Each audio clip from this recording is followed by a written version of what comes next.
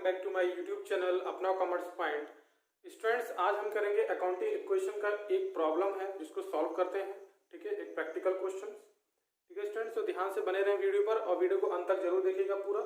और यहाँ पर हमारे पास एक न्यूमेरिकल है, इसका देखिएगा यहाँ पर। ठीक है, छोटा सा न्यूमेरिकल लिया हमने अकाउंटिंग इक्वेशन का। आज इसको समझते हैं कि किस तरह से हम अकाउंटिंग इक्वेशन में न्यूमेरिकली किस तरह से हम इसको सॉल्व करते हैं।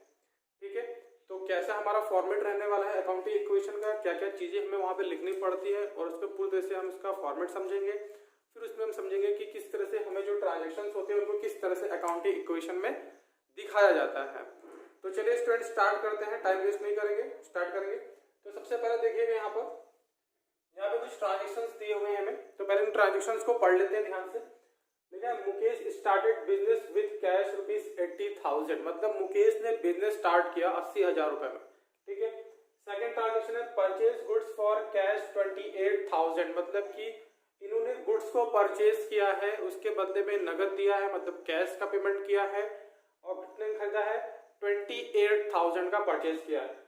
परचेज गुड्स ऑन क्रेडिट, मतलब गुड्स को परचेज किया गया लेकिन उधार में परचेज किया गया, मतलब 20,000 का उधार में गुड्स परचेज हुआ है। फोर्थ पॉइंट है purchase furniture for cash 6,000 rupees, मतलब फर्नीचर को खरीदा गया 6,000 रुपए में नगद। ठीक है, कैश में पेमेंट किया हुआ है, कोई उधारी वाला यहाँ पर सिस्टम नहीं है। आगे पेड रेंट 2,000, मतलब रेंट को चुकाया 2,000 रुपया कैश देकर। सोल्ड गुड्स ऑन क्रेडिट 40,000, इसकी कॉस्टिंग थी 30,000, मतलब कि गुड्स को बेचा गया लेकिन किसमें बेचा गया? उधार में बेचा गया, क्रेडिट में बेचा गया है 40,000 रुपए में। ठीक है, जबकि इसको हम खरीद के कितने में लाए थे? 30,000 रुपए में, मतलब 30,000 रुपए का जो गुड्स है वो हमने कितने में सेल कर दिया? 40,000 रुपए में सेल कर दिया। लेकिन यहाँ पर एक चीज पर ध्यान रखना है, जो 40,000 रुपए सेल किया है ना, वो वहां पर क्रेडिट है। ठीक है, मतलब ये क्रेडिट ट्रांजेक्शन है। ठीक है, आपने उधार में बेचा है, लेकिन आपको यहाँ पे जो प्रॉफिट हो रहा है, प्रॉफिट जो हो रहा है वो कितने का हो रहा है? 10,000 रुपए का। तो देखेंगे कि इसको किस तरह से अकाउंटिंग इक्वेशन में हम प्रेजेंट करेंगे। तो चलिए फटाफट आ जाते हैं फॉर्मेट के ऊपर। देखिए, ये अकाउंटिंग इक्वेशन का फॉर्मेट है। यहाँ पे क्या लिखा है? सबसे पहले लिखना है आपको serial number, transactions, assets is equal to liabilities plus capital, जो कि हमारा अकाउंटिंग इक्वेशन मैंने प्रीवियस वीडियो में भी बताया था कि जो हमारी अकाउंटिंग इक्वेशन होती है वो क्या होती है? Assets is equal to liability plus capital या कैपिटल प्लस लायबिलिटी, जो भी आप कहिए, वो होती है। ठीक है, तो वही हमने यहाँ पे लिखा है, assets is equal to liabilities plus capital. ठीक है, अब देखिए यहाँ पे कुछ मैंने आइटम फीड कर रखे हैं पहले से ही। Cash plus stock plus furniture है ये। ठीक है, शॉर्टकट में लिखा है, प्लस डेब्टर। ठीक है, डेब्टर है, DEB लिखा है लेकिन डेब्टर है, थोड़ा सा स्पेस की वजह से मैंने यहाँ पे शॉर्ट में लिख दिया है, डेब्टर है वो। ठीक है, देखिए, तो यहाँ पे ये जो मैंने आइटम जो फीड किए है ना, ये कैसे फीड करना होता है? देखिए, यहाँ पे मैंने लायबिलिटी के नीचे क्रेडिटर्स भी लिखा हुआ है।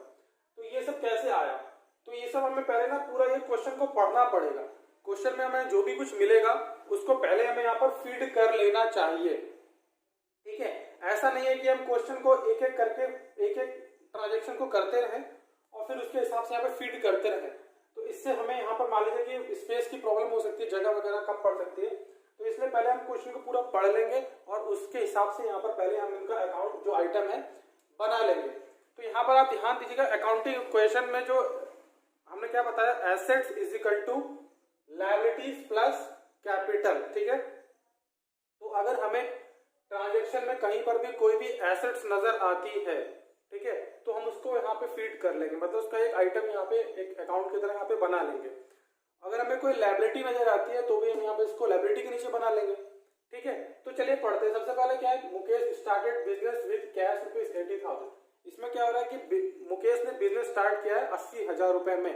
तो इसका मतलब ये हुआ कि हम ये अकाउंटिंग इक्वेशन किसके लिए बना रहे हैं? बिजनेस के लिए बना रहे हैं। ठीक है, तो बिजनेस में क्या हो रहा है? कैश आ रहा है, किसके थ्रू आ रहा है? मुकेश के थ्रू, मतलब वो कैपिटल के फॉर्म में कैश को मतलब बिजनेस में लगा रहा है। तो एसेट में क्या आ जाएगा? एक कैश का आइटम बन जाएगा, क्योंकि कैश आ रहा है तो कैश एक एसेट है। तो यहाँ पर आप कैश का एक आइटम यहाँ पर बना लेंगे। ठीक है, उसके नीचे परचेज गुड्स फॉर कैश, आपने गुड्स को परचेज किया है, ठीक है, कैश में। तो कैश तो ऑलरेडी एक बार बन चुका है, तो बार बार तो कैश को नहीं बनाना है। लेकिन यहाँ पर क्या खरीद रहे हैं, गुड्स खरीद रहे हैं, मतलब स्टॉक।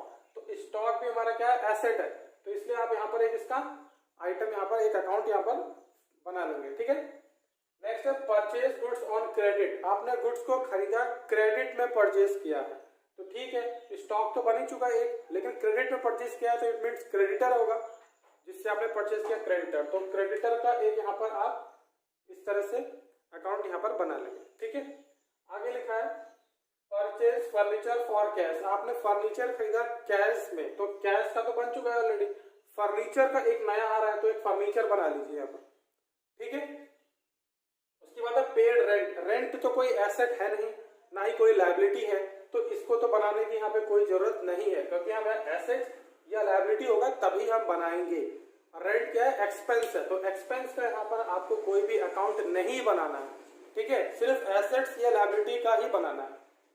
उसके नीचे लिखा है सोल्ड गुड्स ऑन क्रेडिट। आपने गुड्स को बेचा, क्रेडिट में बेचा है। ठीक है, तो क्रेडिट में बेचा है 40,000 रुपए में, मतलब क्रेडिट में बेचा है, तो इसका मतलब आपके पास कैश तो आएगा नहीं, तो क्या होगा, डेटर आएंगे। डेटर, तो डेटर एक हमारा क्या एसेट है, तो एक डेटर का आइटम यहाँ पर आप बना लेंगे। ठीक है, सोल्ड गुड्स ऑन क्रेडिट 40,000 में, और जो भी कुछ हुआ है वो हम यहाँ पर ट्रांजेक्शन में आगे देखेंगे। तो चलिए फटाफट इसको स्टार्ट करते हैं, कैसे सॉल्व करेंगे।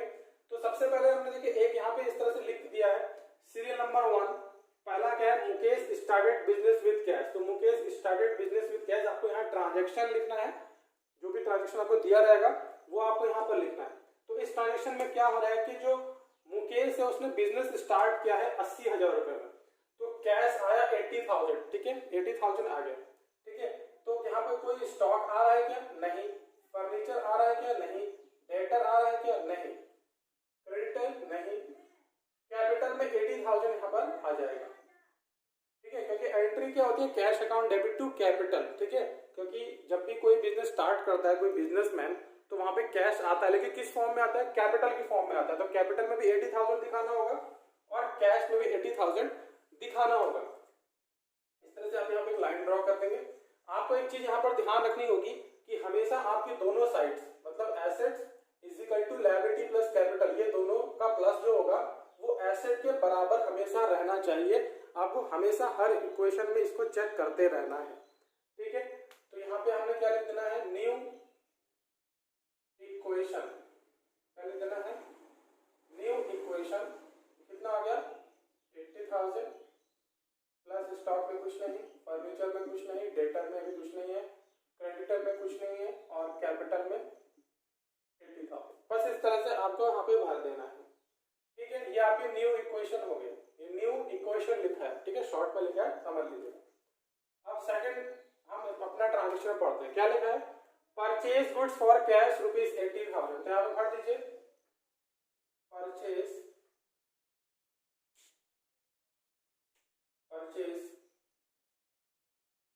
गुड्स फॉर कैश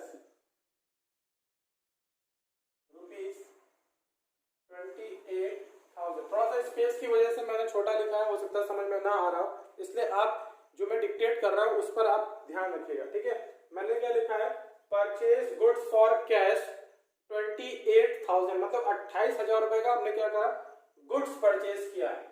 ठीक है, वो भी कैश में परचेज किया गया, कैश लिखा हुआ ना, मतलब नगद में परचेज किया है। तो क्या हुआ होगा, जब भी हमने गुड्स को खरीदा होगा तो हमने कैश का पेमेंट करा होगा, मतलब पैसे दिए होंगे, तो हमारा यहाँ से कैश में से कितना माइनस हो जाएगा, 28,000 यहाँ से हम माइनस कर देंगे। देखिए माइनस वाली चीजों को हम ब्रैकेट में लिखते हैं। ठीक है, हमें इसका ये इंडिकेट होता है कि ये माइनस करना है, लेकिन हमारे पास क्या आ जाएगा, स्टॉक आ जाएगा ना। 28,000 रुपए स्टॉक के नीचे लिख देते हैं, क्योंकि स्टॉक आ जाएगा आपके पास, तो एक एसेट आपकी बढ़ेगी और एक एसेट आपकी घट जाएगी। फर्नीचर में कुछ नहीं होगा और ना ही कोई डेटर में कुछ होगा, क्रेडिटर वैसे ही रहेंगे, और ये जो आपका कैपिटल है उसमें कोई भी फर्क नहीं होगा। ठीक है, ये हो गया आपका। आपको क्या करना है, न्यू इक्वेशन लिखना है। न्यू इक्वेशन 80,000 में से 28,000 को माइनस कर देना है, तो कितना हो जाएगा, 0 0 2, और ये हो गया 7 में से 2 गया 52,000 हो जाएगा कैश, और स्टॉक हो जाएगा जाएगा 0 प्लस ये आपका 80,000 एसकेएच है।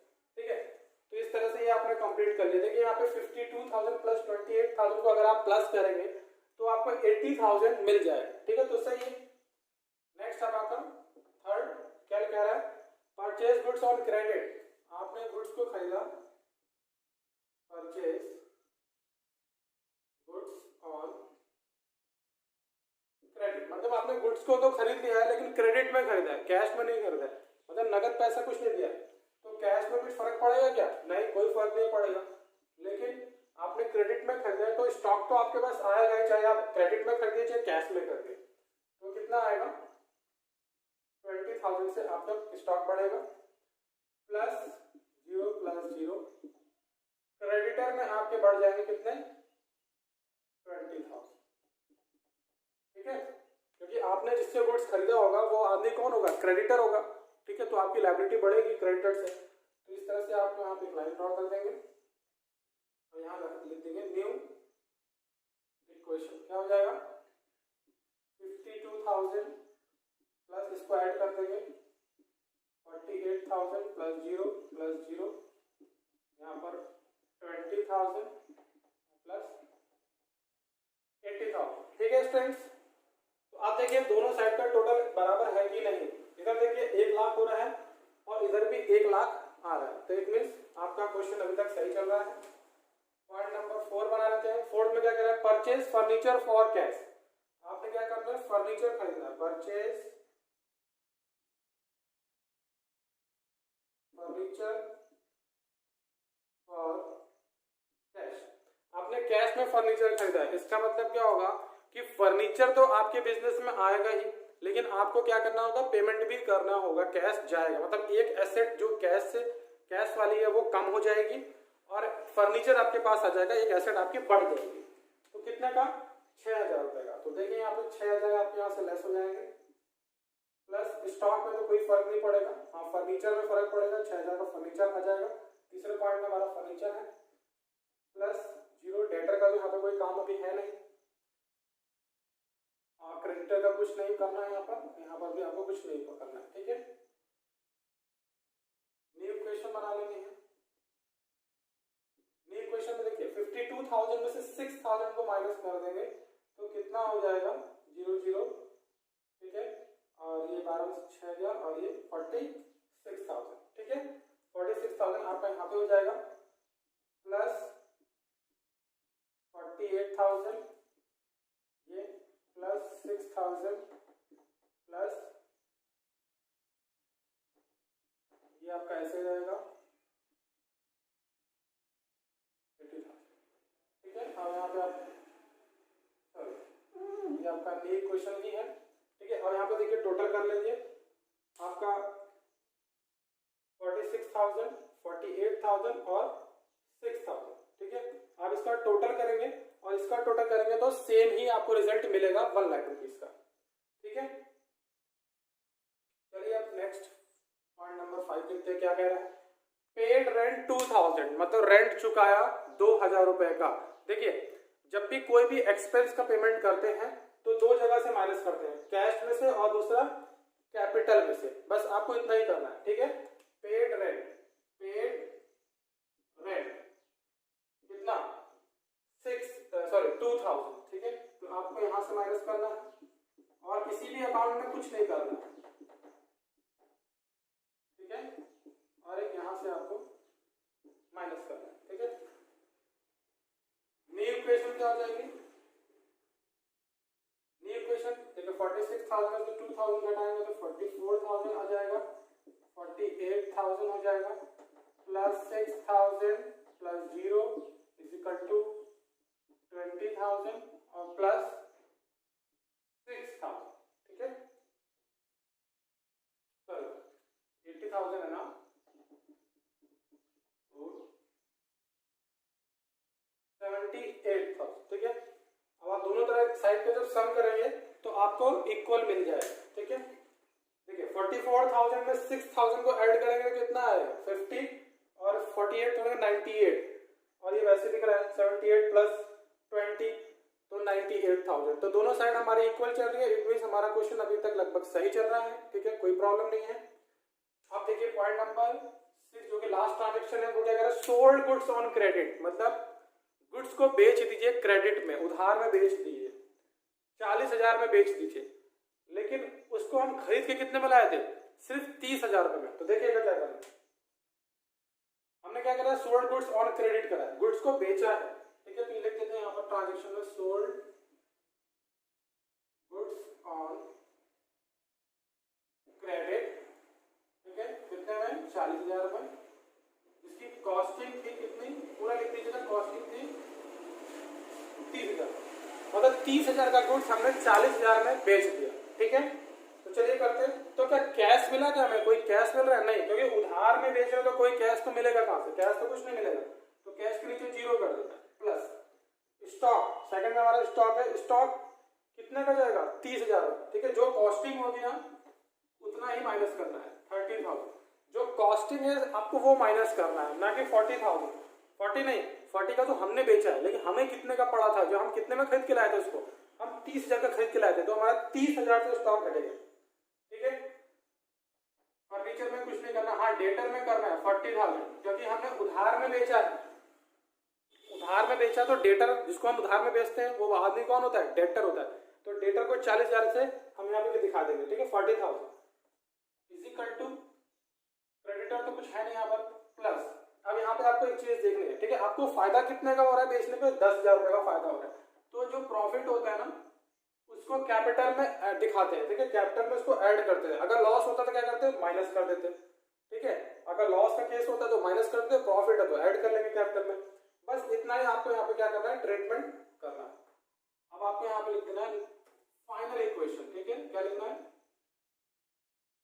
फाइनल इक्वेशन, देखिए ये कितना आ जाएगा, 44,000 प्लस, इसमें से इसको माइनस कर देंगे, कितना हो जाएगा, 18,000 प्लस 6,000, और इसको दिखा देंगे यहाँ पर प्लस 40,000 इज इक्वल टू 20,000, थोड़ा सा स्पेस की वजह से हमारा क्वेश्चन थोड़ा ज्यादा हो जा रहा है, ध्यान फॉर्मेट पे रखिएगा, 88,000, ठीक है। तो इस तरह से ये क्वेश्चन हमारा क्या होगा, सॉल्व हो गया, ठीक है। यहाँ पे हमने क्या देखा कि हमारे पास कैश का बैलेंस कितना है, 44, 18, स्टॉक है, फर्नीचर 6,000 है, और डेटर जो है वो 40,000 है, क्रेडिटर का बैलेंस 20,000 है, और कैपिटल है 88,000, तो 88,000 प्लस 20,000 कितना हो गया, 1,08,000, ठीक है, 1,08,000 मतलब 1,08,000 रुपए, ठीक है। तो ये तो हमारा हो गया क्या, लायबिलिटी प्लस कैपिटल को जोड़ के 1,08,000 आ रहा है, तो इट मींस हमारी एसेट भी 1,08,000 होनी चाहिए, इसको ऐड कर लीजिए, देखिए 40 में 18 को देंगे तो कितना हो जाएगा, 58 में अगर 6,000 को ऐड करते हैं तो कितना हो जाएगा, 64 में आप 44 को जोड़िए, देखिए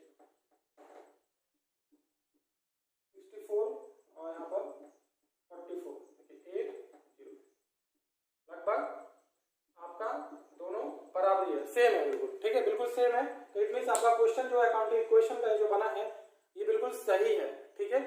तो आप इस तरह से चेक भी कर सकते हैं कि आपने सही बनाया कि नहीं। तो ये छोटा सा इजी क्वेश्चन था जो हमने अकाउंटिंग इक्वेशन में सीखा कि किस तरह से इसको हम क्या करते हैं, प्रेजेंट करते हैं, अकाउंटिंग इक्वेशन का जो फॉर्मेट है इस तरह से आपको बनाना है और इस तरह से इस क्वेश्चन को करना है स्टूडेंट्स। तो आई होप आपको ये वीडियो अच्छे से समझ में आ गया होगा, ठीक है। अगर वीडियो समझ में आया तो वीडियो को लाइक और शेयर कर देंगे, और चैनल पे नए तो चैनल को प्लीज सब्सक्राइब कर लीजिएगा। थैंक्स टू एवरीवन एंड जय हिंद टू ऑल।